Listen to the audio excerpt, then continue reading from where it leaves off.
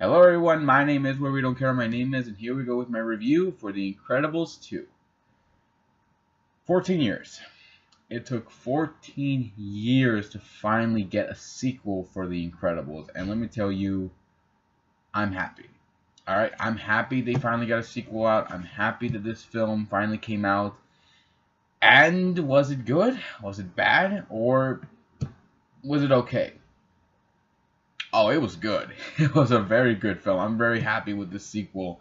Um, I will admit it does have some flaws, but I won't go into too much since I don't want to spoil it for you guys. But let's go over what we know. The story for this film takes place after the first film, which means it's after they fight the Underminer, and supers are still technically banned. They are still banned because they still cause a lot of damage in the cities and when they're trying to do hero work. So, a owner of a corporation wants to bring the heroes back. He wants to lift the ban so that the supers can do their job again, and he's a huge fan. But he chooses Helen because she's less destructive, and she's less destructive. Oh, and she's less destructive. So Bob agrees to take care of the kids while Helen goes and do hero work to try to get the ban lifted.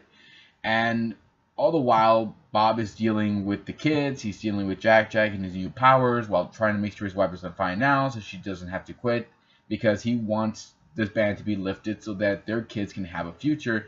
And Helen is, well, the focus of the story does pretty much balance itself out. Unlike the last film, which I actually did like in this one, unlike in the last film, the focus was mainly on Bob mostly focused on him. We didn't get much time with the wife. We didn't get much time with the kids until probably near halfway into the film. And in this one, it's divided. We focus one half on Bob, and we focus the other half with Helen.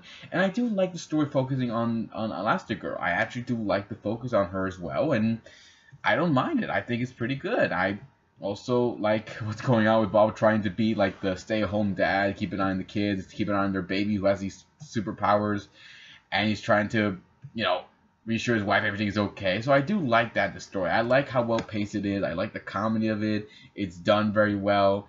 It's very funny. And it's very enjoyable. I don't really don't mind it at all. Is there any problems with the story at all? Other than the fact I did wish the story did take place years later with the kids a little older and they're the supers now. But I understand why they're focusing back on this because even though they did save that city from Syndrome, it still wasn't going to be enough to get the ban lifted because the supers did cause a lot of damage over the years. So of course it wasn't going to get lifted overnight. So I kind of figured, okay, I like what their story was going, but I did wish it was more later on. I also thought I kind of wish the backstory with the villain was told a little better, but it's fine, whatever. Like I said, the story is, it's good. It's a very good story. It's well paced. It's going to keep you interested. It keeps you hooked what's going on. It does have some minor flaws, but it's not that bad. Alright, well, what about the characters? How are they? I love all these characters. I love Bob. I love Helen. I love Violet. I love Dash as well. Lucia, played by Samuel Mother Effing Jackson.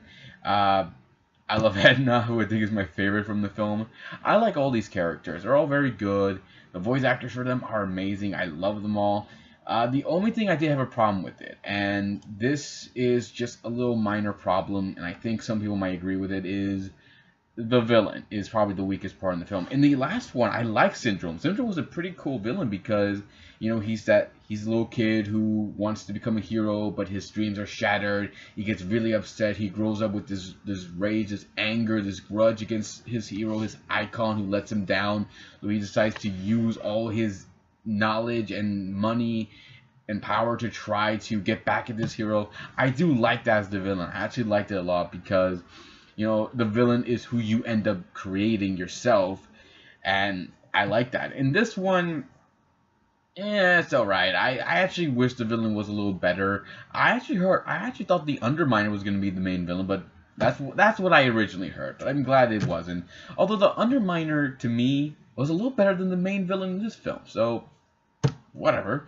So yeah, I was disappointed with the villain. I think it was the weakest part of the film. I do like, how the villain's able to, almost succeed in the plan of what the villain is trying to do, but it still feels a little weak. So yeah, it's probably the only disappointing part of the film.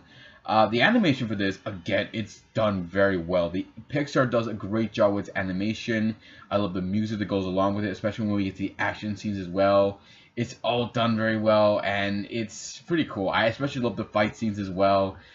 And it's, again, it's well done. The animation for it is it's pretty pretty and pretty sorry about that. And again, I like everything else about it, so I had no problem with the animation, I had no problem with the music, I had no problem with anything else from this film. So again, just minor flaws, but it's not that bad. So that's pretty much it, guys. So The Incredibles 2, it's a good sequel. I do recommend it. If you have loved ones that want to go check it out, go right ahead. If you have kids that want to go see it, go right ahead.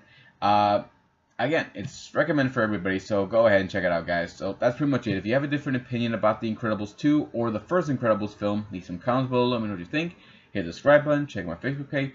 Check out my Twitter page, and I'll see you all next time to give you more love and more entertainment. So until then, take care. I'll see you next time. Bye.